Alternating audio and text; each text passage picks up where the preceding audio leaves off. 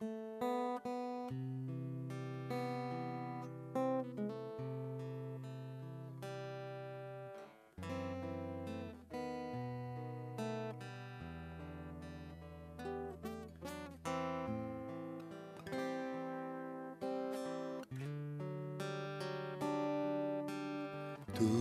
Engkau mendengar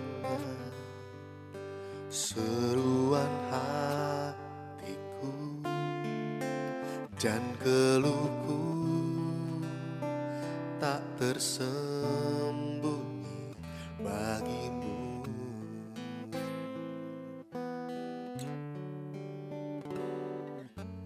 Dalam kesesakanku, ku mau berdiam dan berharap padamu. Yesus, Kau sumber kekuatanku,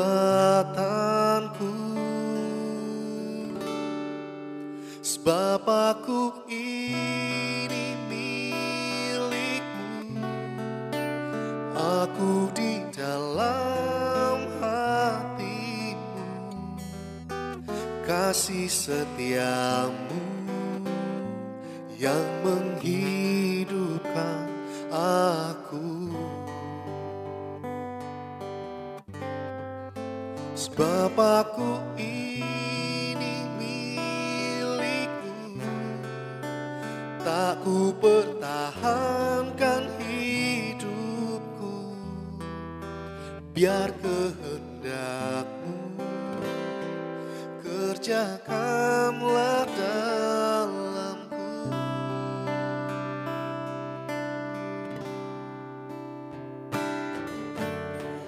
Anugerahkan kuasa-Mu mengubah hatiku untuk selalu berserah sepenuhnya hanya kepadamu. Sebab aku ini milik-Mu, aku di dalam hati-Mu, kasih setia-Mu yang menghidupkan aku. Sebab aku ini milik-Mu, tak ku pertahankan hidupku, biar kehendak-Mu kerjakanlah dalamku.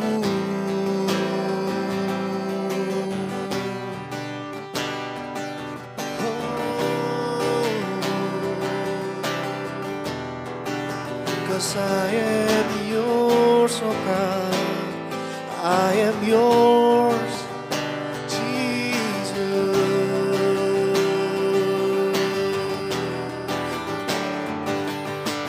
Buka hidupku, Tuhan, dalam tangan-Mu seluruh hidupku.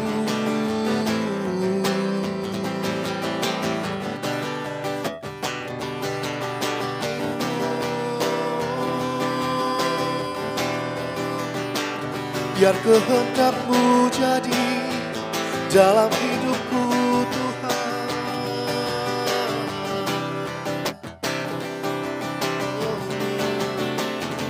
Ku mau berserah,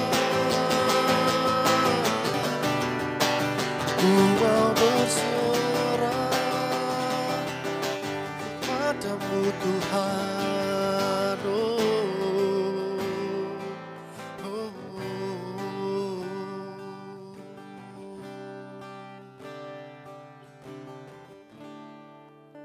Sebab aku ini milik-Mu, aku di dalam hatimu, kasih setiamu yang menghidupkan aku. Sebab aku ini milikmu, tak ku pertahankan hidup, biar kehendakmu kerjakanlah dalamku.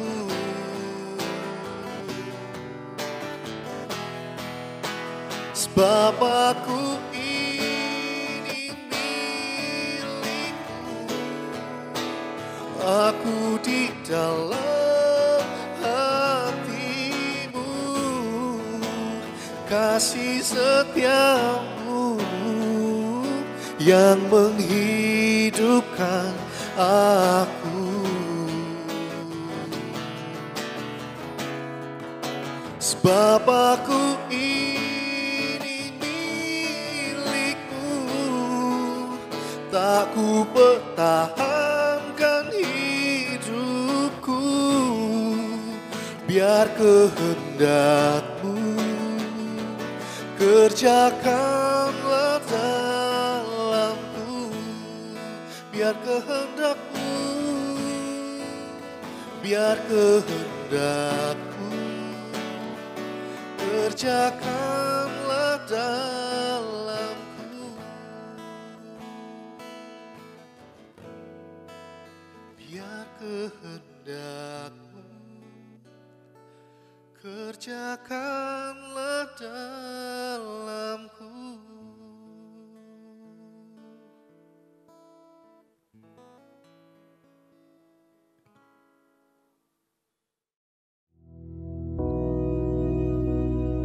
Bapa kami yang di surga, dikuduskanlah namamu, datanglah kerajaanmu, jadilah kehendak-Mu di bumi seperti di surga. Berikanlah kami pada hari ini makanan kami yang secukupnya, dan ampunilah kami akan kesalahan kami, seperti kami juga mengampuni orang yang bersalah kepada kami. Dan janganlah membawa kami ke dalam pencobaan, tetapi lepaskanlah kami daripada yang jahat. Karena Engkaulah yang empunya kerajaan dan kuasa dan kemuliaan sampai selama-lamanya. Amin.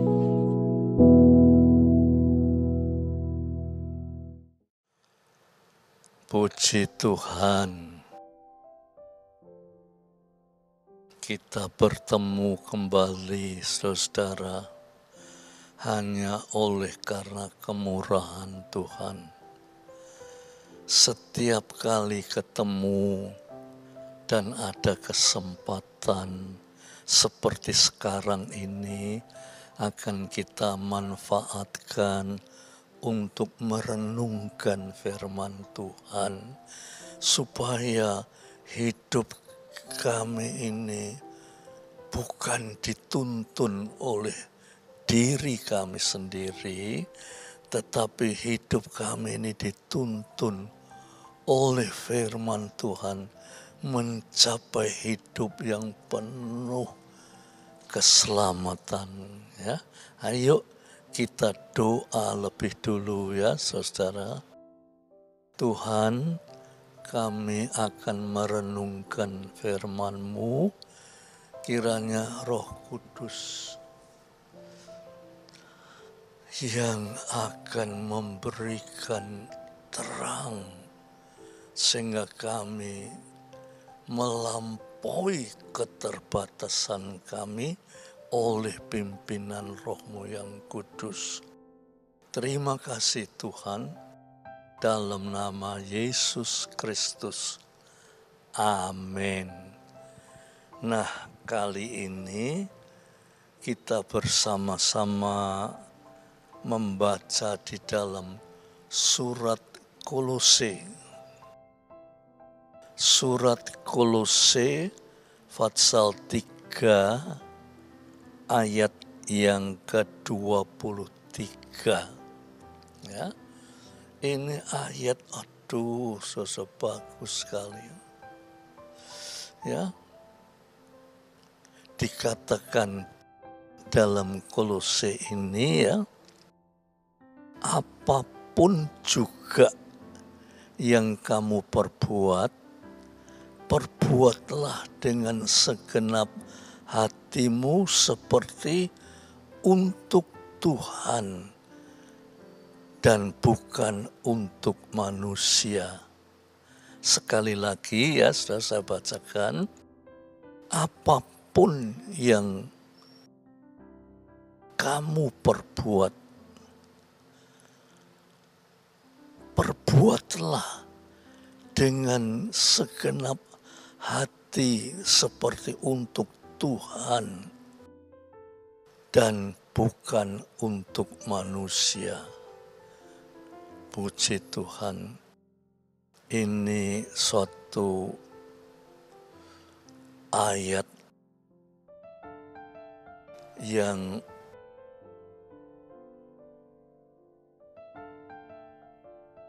cara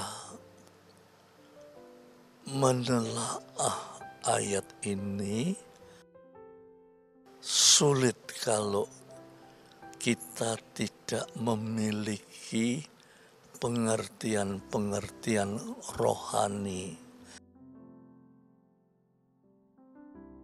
Kalau kita hanya sebagai anak-anak Tuhan, ya, yang hanya mampu berpikir secara manusia, kita tidak mampu untuk memikirkan ayat ini. Karena ayat ini rasanya sulit untuk dilakukan, ya. Karena dikatakan begini, apapun juga yang kamu perbuat, ya, perbuatlah dengan segenap hatimu seperti untuk Tuhan dan bukan untuk manusia. Ini sulit, saudara-saudara. Ya, sulit. Tetapi kalau ini bisa kita lakukan, ya, kalau ini bisa kita lakukan, maka hidup kita ini tidak perlu susah, tidak perlu menderita, tidak perlu takut, tidak perlu khawatir. Hidup di dunia ini sing garakno manusia itu gelisah itu manusia itu dihantui oleh takut, gelisah, khawatir. Tidak ada manusia hidup di dunia ini yang tidak pernah punya rasa takut, khawatir, gelisah dan sebagainya. Tidak ada, memang dunia ini tempatnya. Dan saudara tidak akan bisa mengerti kata-kata firman Tuhan yang berkata, segala sesuatu yang kamu perbuat, perbuatlah itu seperti untuk Tuhan, bukan untuk manusia. Itu sulit, saudara-saudara. Apa artinya, saudara? Apa yang kita lakukan itu, kita lakukan seperti untuk Tuhan, bukan untuk manusia. Itu sulit, saudara.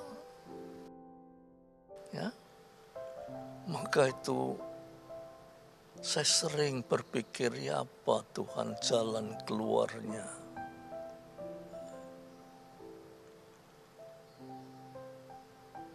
Jalan keluarnya bagaimana Tuhan? Jalan keluarnya itu sebetulnya tidak sulit. Jalan keluarnya itu tidak sulit, tidak angel. Sebetulnya mudah.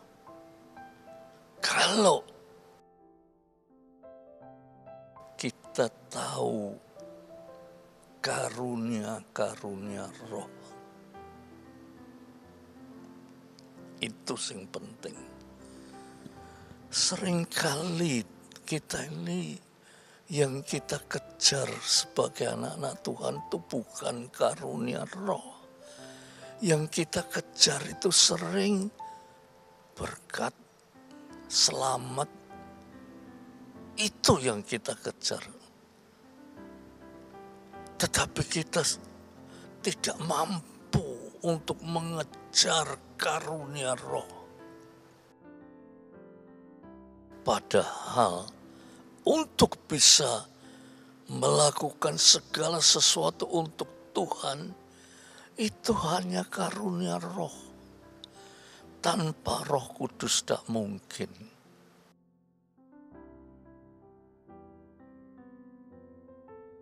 Mungkin saudara kan heran, ya. Ono pendeta berkhotbah,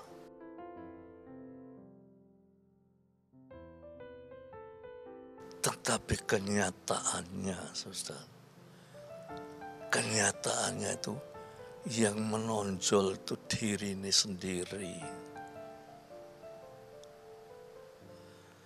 Yang menonjol itu dirinya sendiri. Tidak menonjolkan karunia roh. Yang menonjol itu dirinya sendiri. Lah, diri sendiri ini, saudara, tidak mungkin apa yang kita perbuat itu untuk Tuhan itu tidak mungkin, saudara. Kalau saya jadi hamba Tuhan yang terkenal, itu yang terpenting itu saya harus membawa diri saya supaya dipuji, dihormati.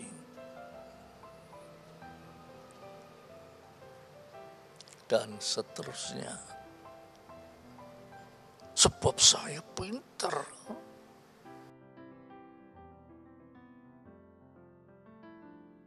Tetapi saudara, kita tidak ngerti atau mungkin tidak mau mengerti, ya, bahwa untuk bisa melakukan segala sesuatu untuk Tuhan itu hanya karena pimpinan Roh Kudus. Dan pimpinan Roh Kudus itu luar biasa.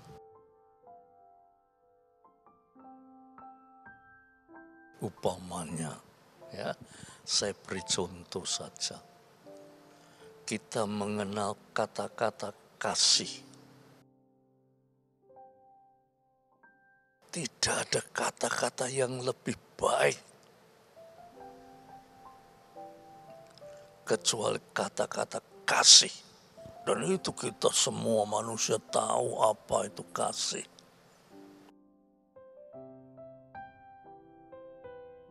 Tetapi saudara, kalau tidak dengan pimpinan Roh Kudus, ya, kita semakin tahu apa itu arti kata kasih. Itu kasih untuk dirinya sendiri. Itu kasih untuk dirinya sendiri.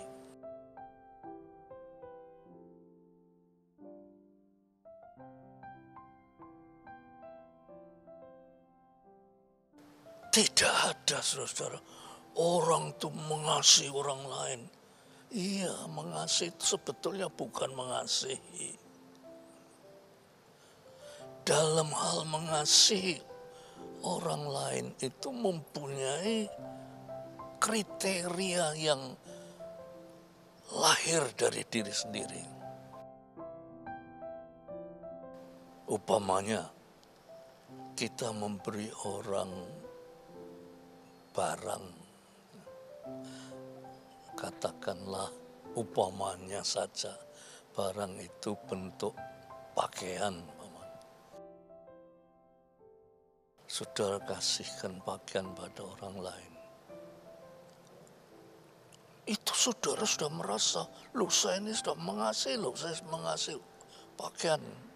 Kalau saya tidak kasih, saya tidak mau kasih pakaian.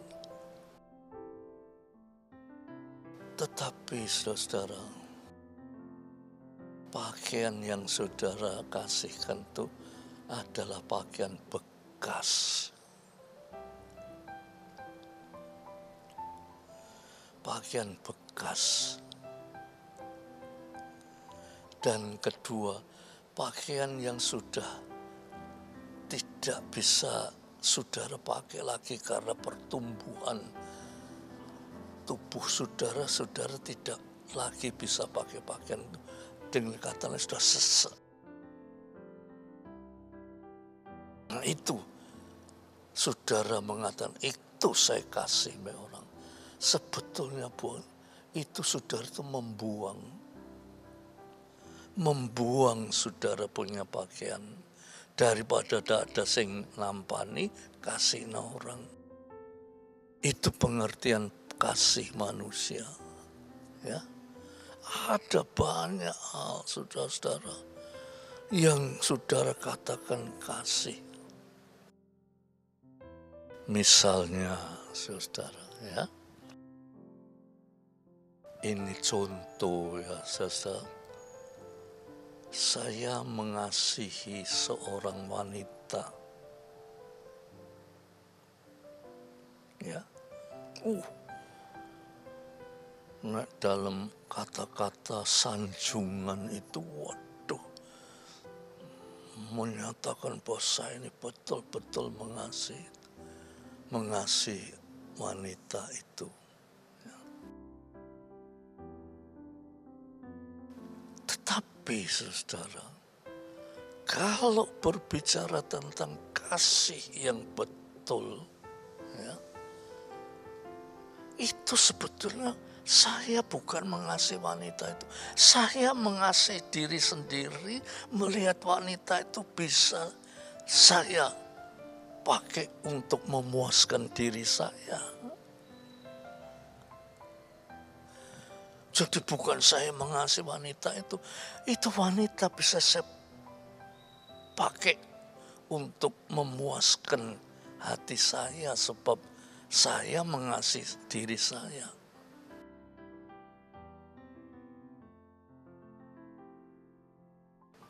Tidak ada pria mengasihi wanita yang sudah tua, tidak ada. Ada, tapi maksudnya juga untuk diri sendiri. Ya. Saya mengasihi wanita itu ya. Umurnya bedanya sudah jauh. Ya. Dia muda, wanita itu sudah tua. Ya. Loh kok mengasihi? Yang dikasih itu apanya? Lihat rupanya saja sudah jelek, wong sudah tua. Tetapi sebetulnya saudara, saya bukan mengasihi wanita itu. Saya mengasihi karena wanita itu kaya. Dan wanita itu nanti tidak berapa lama sudah mati. Itu kekayaannya jatuh pada saya. Jadi karena saya mengasihi diri saya mengasihi wanita itu. Jadi seluruh langkah hidup kita itu untuk diriku sendiri. Ya, lantas kata-kata ini sulit, saudara. Kata-kata ini sulit untuk diterapkan, sulit. Dikatakan apapun yang kamu perbuatlah dengan segenap hati kepada Tuhan dan bukan untuk manusia. Nah, saudara, saya beritahu, kalau kita mempunyai kasih kepada Tuhan, ya, kalau kita mempunyai kasih kepada Tuhan,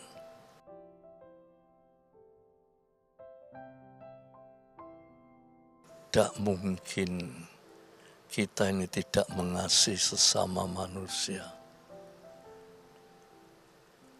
Tidak mungkin kita tidak mengasihi sesama manusia. Sebab Tuhan itu kasih. Dan kalau kita katakan aku mengasihi Tuhan, pasti kita mengasihi sesama manusia. Itu sulit, maka itu saudara-saudara. Sejak tadi saya katakan sulit. Tetapi kita sebagai anak-anak Tuhan harus ke sana arah tujuan kita. Arah tujuan kita harus ke sana. Sebab kalau tidak, lantas apa artinya, saudara? Seperti tadi saya katakan, pendeta berbicara tentang kasih. Umpamanya, lantas jemaat, gue harus mengasihi pekerjaan Tuhan.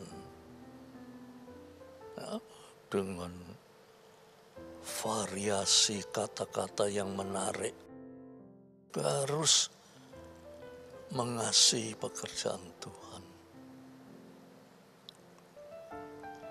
Kalau pendeta ini tidak mempunyai kasih kepada Tuhan, maka pendeta ini dia sebetulnya mengasihi dirinya sendiri. Dia mengajak jemaat untuk mengasihi pekerjaan Tuhan, dan kata lain untuk berkorban untuk pekerjaan Tuhan. Pekerjaan Tuhan yang mana kalau tidak dirinya sendiri.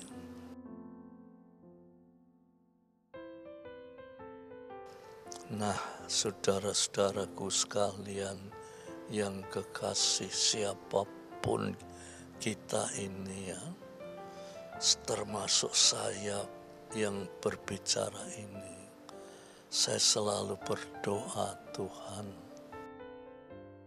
biar Engkau akan menolong saya, supaya saya bisa melakukan seperti ini.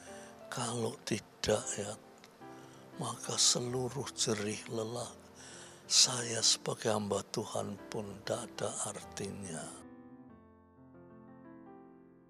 Oleh sebab itu ya, saudara-saudaraku sekalian yang kekasih, marilah kita tingkatkan kehidupan rohani kita. Sebab kalau tidak, segala jerih lelah kita itu sia-sia. Kita mengharapkan sesuatu daripada Tuhan, tetapi kita tidak bisa mengikuti firman Tuhan. Mari saudara-saudara ya, kita kita itu harus lebih sungguh-sungguh di dalam Tuhan. Ya. Kita harus lebih sungguh-sungguh berusaha untuk mencapai hidup seperti yang firman Tuhan katakan. Kalau kita sudah bisa mengasihi Tuhan, mengasihi manusia itu bukan sesuatu yang sulit, itu pasti. Sebab saya mengasihi Tuhan.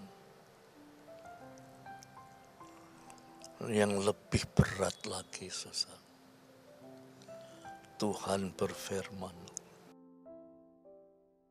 dalam Matius pasal 5 ayat 44 ya, dikatakan, kasihilah musuhmu. Ya. Matius 5 ayat 44 ya.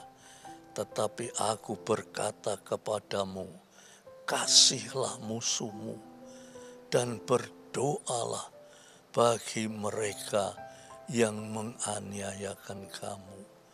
Ini tidak mungkin bisa kita lakukan. Ini perintah Tuhan, tapi tidak mungkin kita bisa lakukan. Kecuali kita mengasihi Tuhan. Ya, saudara, kita mengasihi Tuhan. Itu pun sulit. Untuk mengasihi musuh itu sulit. Bagaimana musuh disuruh ngasih? Dia memusuhi kita. Kita sebaliknya mengasihi dia. Itu sulit, saudara. Tetapi, saudara, orang yang hatinya penuh kasih kepada Tuhan, hatinya itu bersih, saudara. Kalau hatinya bersih, tidak ada dendam. Tidak ada dendam berarti tidak ada musuh. Tidak ada kebencian. Tidak ada kebencian berarti tidak ada musuh. Ya. Tidak menyimpan kesalahan orang lain. Seringkali kita ini kan sok-sok nyimpen, awas ya, sampai mati aku gak akan lupa. Itu kita menyimpan kesalahan orang lain. Tetapi kalau kita mengasihi Tuhan, hati kita ini bersih, tidak punya dendam. Oh saudara, sulit rasanya. Tapi saudara, kalau ini firman Tuhan disampaikan bukan untuk mempersulit kita. Tetapi firman Tuhan disampaikan, Tuhan berkata bisa. Bisa kita lakukan. Nah, lagi sekali pimpinan Roh Kudus ya saudara. Roh Kudus itu tampil ke dalam dunia ini untuk menolong kita semua. Untuk mengasihi Tuhan. Mengasihi sesama manusia. Bahkan mengasihi musuh. Kalau sudah hidup kita ini penuh kasih, lantas musuh kita itu siapa? Kita tidak punya musuh. Hidup kita tenang, tentrem, damai, sejahtera. Orang yang hidupnya tenang, tentrem, kesehatannya terjamin, dan bisa menikmati hidup yang cukup panjang oleh karena kemurahan Tuhan. Puji Tuhan saudara ya. Tuhan memberkati saudara semua. Biar dengan renungan ini saudara minta, oh Roh Kudus, tolonglah saya supaya saya bisa betul-betul melakukan segala yang dikehendaki oleh Tuhan demi pimpinan oleh kuasa Roh-Mu yang kudus. Puji Tuhan. Mari kita berdoa ya saudara. Tuhan, kami telah mendengarkan firman-Mu. Biar kiranya firman-Mu ini oleh kuasa Roh-Mu yang kudus menggugah kami untuk hidup mengasihi Tuhan. Kalau kami bisa mengasihi Tuhan, maka kasih Tuhan ada di dalam hidup kami. Kami tidak punya kebencian, kami tidak punya dendam, kami tidak menyimpan kesalahan orang lain. Bahkan kami mengasihi musuh. Terima kasih Tuhan. Biar damai sejahtera Bapa, berkat rahmat dan kasih Yesus, persekutuan oleh Roh Kudus, menyertai saudara sampai Maranatha. Dalam nama Yesus Kristus. Amin.